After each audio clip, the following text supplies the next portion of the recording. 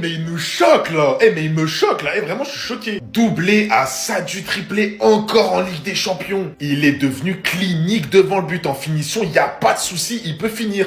Pied droit, pied gauche, angle fermé, derrière la surface, il n'y a pas de souci. Depuis quand Ousmane Dembélé a des stats comme ça? Regardez, il a marqué sur tous ses matchs en 2025.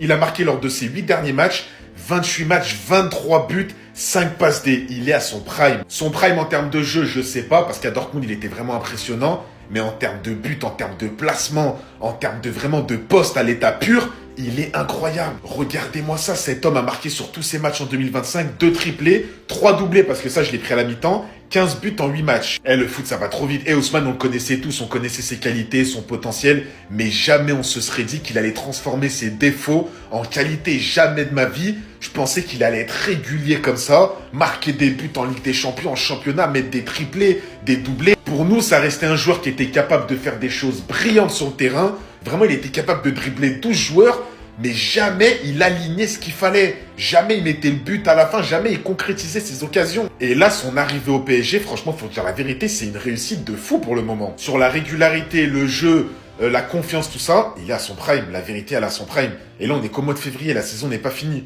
Non, Ousmane, franchement, respect. Il est inspiré maintenant. Si en plus de ça, il se met à être autant inspiré, mais qui va encore oser dire qu'il n'est pas prétendant au ballon d'or? Regardez juste sa position sur son doublé. 4 joueurs adverses devant lui, et beaucoup plus proche du ballon surtout. Regardez bien sa connaissance du jeu. Il savait déjà comment il allait récupérer le ballon. Devant autant de joueurs, il arrive à se faufiler pour réussir à se montrer autant chirurgical. On parle littéralement de 23 buts en 28 matchs et 5 passes décisives. Dont 10 dans les 4 derniers matchs. Et je vous laisse vous rendre compte de l'importance de ces buts en Ligue des Champions. Que ce soit Stuttgart pour se qualifier, que ce soit aujourd'hui contre Brest, il est énormément décisif et vrai leader offensif. Aujourd'hui, le score est de 3-0, mais quand vous voyez toutes les opportunités que Barcola a eues pour tuer le match, dont d'ailleurs cette occasion où il n'a pas réussi à être tranchant, il faut vraiment qu'il arrive à se montrer beaucoup plus chirurgical. Il se balade, j'ai tout simplement pas les mots. Au milieu de terrain, c'est ce genre de choses qui fait, regardez-le ici. Il est encadré par 4 joueurs.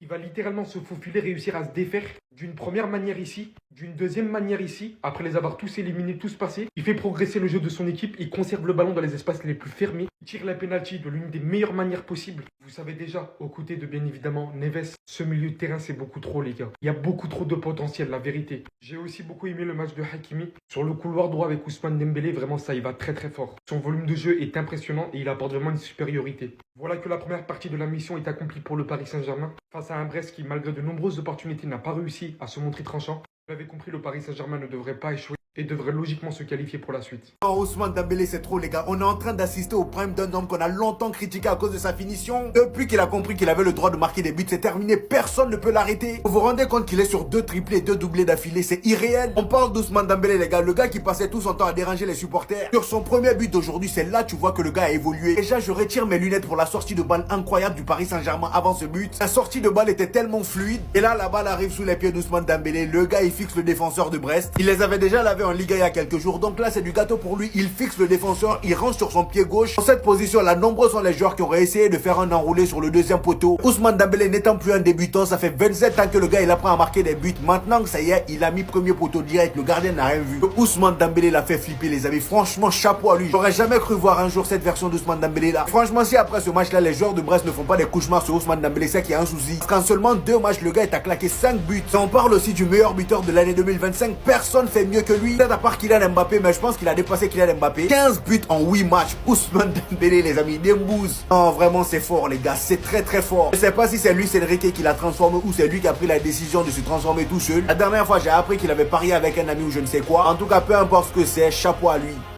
Pour avoir bouffé les matchs de ce mec au Barça, Ousmane Dembélé, quand il se retrouvait dans cette position 10 fois sur 10, il fait la feinte de frappe. Et après, peut-être un centre au second poteau. Jamais de la vie, il tire en première intention. Mais quel joueur est-il devenu? Un sang-froid comme ça dans la surface de réparation d'Ousmane Dembélé. Il va scanner la position du gardien. Il va regarder qu'il y a un espace ici. Et normalement, allez, les peu de fois où il tirait, c'était une frappe enroulée de ce côté-là. Mais là, il a tout vu, il a tout lu. Comme Mbappé Prime, il va fermer. Hors de portée du gardien. Ils m'ont vu creuser, ils m'ont pris pour un fou. Quand je vous ai fait des vidéos pour vous dire que Dembélé était dans la course au Ballon d'Or, je me suis fait incendier par certains commentaires haineux et non objectif. C'est une insulte au football de dire que Dembélé est dans la course au ballon d'or. Les gars, ne soyez pas amnésiques. Tout le monde a bien dit que le jour où Dembélé aura la finition, ce serait un des meilleurs joueurs en Europe. C'est le cas aujourd'hui.